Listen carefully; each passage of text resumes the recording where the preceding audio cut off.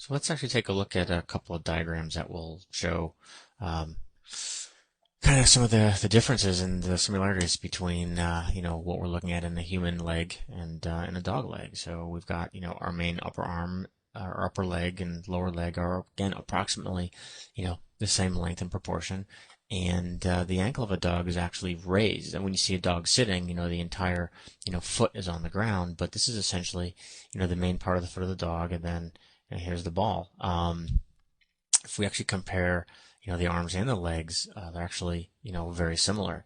We've got the same type of proportion with the upper arm, the lower arm, and we've got the hand here. But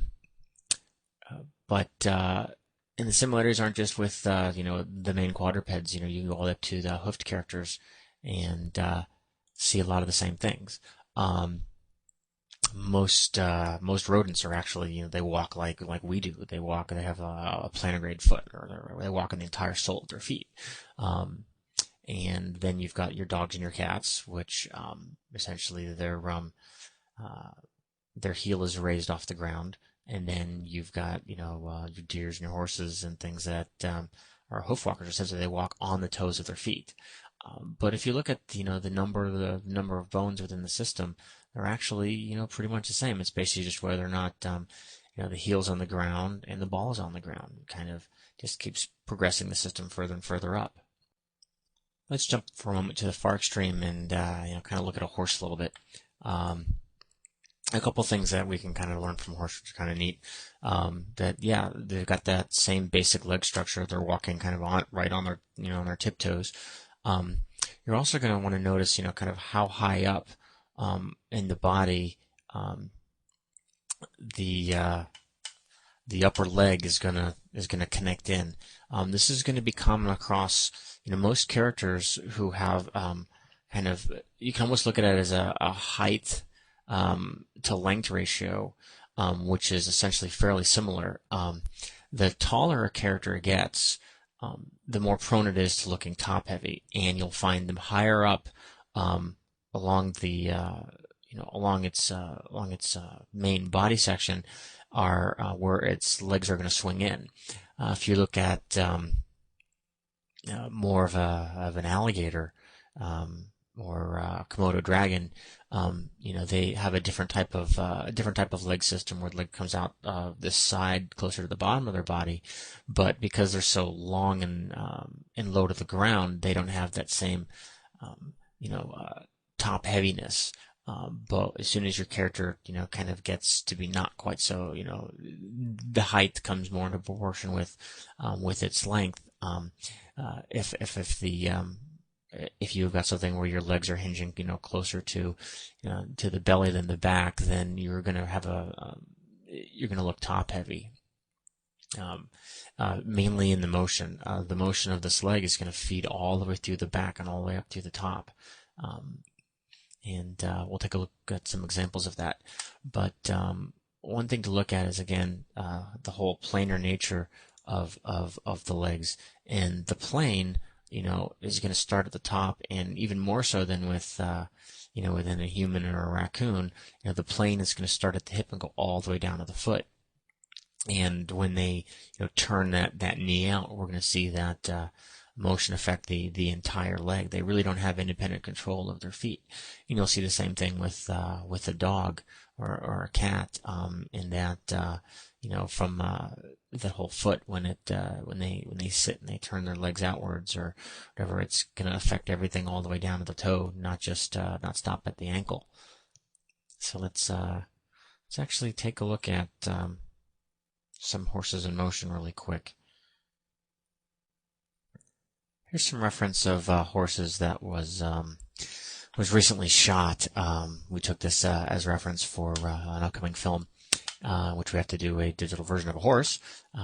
But a couple things that we want to see, and we'll maybe look at a different angle really quick, where we can kind of see more of what I was talking about the planar nature. The horse has got a couple of major actions, and right here we're running, and then it does a slowdown, and it's jumping into the dirt. And you can see, down near the end here, when its knees are turned out, it's affecting the entire leg. Its knee is going out, and then its ankles going in, and then its hoofs going back out. That plane is being maintained all the way through the leg. So when that turn happens, up at the hip, it does affect the whole direction of the leg. And the more they do it, the more evident it is. Again, we can kind of look at just how far out that thing can turn, but the whole thing is maintained in one giant plane. If we go back to the side view again, there's another interesting thing to look at. That's actually the difference between how arms and legs work on pretty much all characters in which their ankles are raised, their heels are raised off of the ground. If we look at the back legs, we're going to notice that there's actually a parallel nature to the upper leg and the raised part of the foot from the heel to the ball, and that's going to be maintained almost all the time. So we'll see just in the regular running, we're going to keep that parallelism as the leg is swinging forward, when the leg is weighted and passing, all the way up until it's doing more of a dynamic move like the jump, and you can really see how parallel that upper and lower leg are. These are the hindquarters of my dog Otto. He was gracious enough to demonstrate the parallel nature of his legs. He basically worked the same way as they did in the horse, in that we have the thigh, embedded in the body here, basically being parallel to his foot, and applying pressure on his foot to essentially bend his leg. We'll see that it kind of is equally bending and maintaining the angles between the upper leg and the mid leg, and then that leg and the foot. So very similar to the way the horse reacts. Well, back to our horse, there's a few more things that I wanted to point out. We'll start by looking at the hooves. So we're basically equating this back to like our standard human skeleton, in that we have our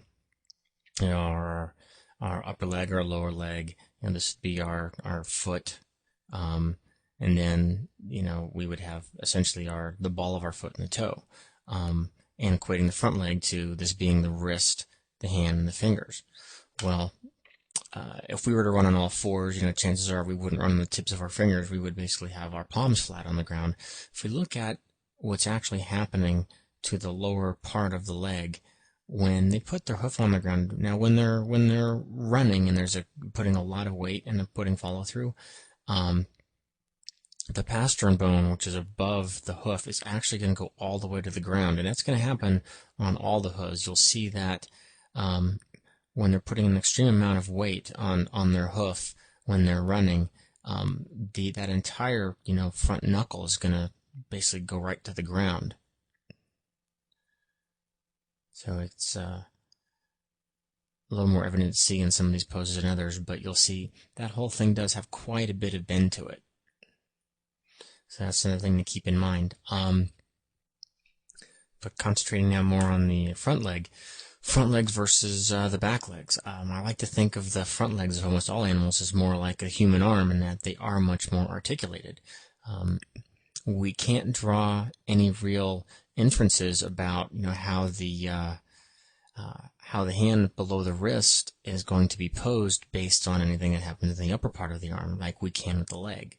So as we're looking at the extension and then the passing phase where it's coming back forward, we'll see that looking at the angles of the upper and this middle part of the leg, can be the same, but we can have different poses on the lower part. So they've got a lot more control over the front part, and the same thing's also exhibited in dogs and cats. Now, looking back at the front angle on our horse arms, another thing I wanted to kind of draw some attention to is look at the distance between the hooves when the legs are in extension, the hooves are toward the ground, and then when the hoofs are raised up. They appear much closer together on the ground than they do when they're when they're in the passing phase or they're up in the air. And we'll take a look at this from the side view as well. So you can kind of see, back to what the horse was doing when it was jumping to the stop. So we've got a similar motion, but you can take a look at quite a large extension that the horse has. The really large extension in the front arm, and it actually really does seem to lower the arm, and a lot of that is coming from its shoulder. And distance that it has to rotate around the rib cage is essentially our arc of motion. Essentially, that's going to help us to define where we're going to position our front shoulder joint.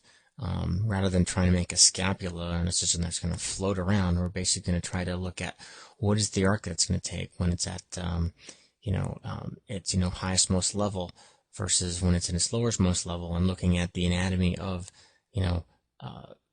what we would perceive as the rib cage of the horse, that the scapula is going to essentially float around in order to allow the leg to have that kind of a motion, have that much extension.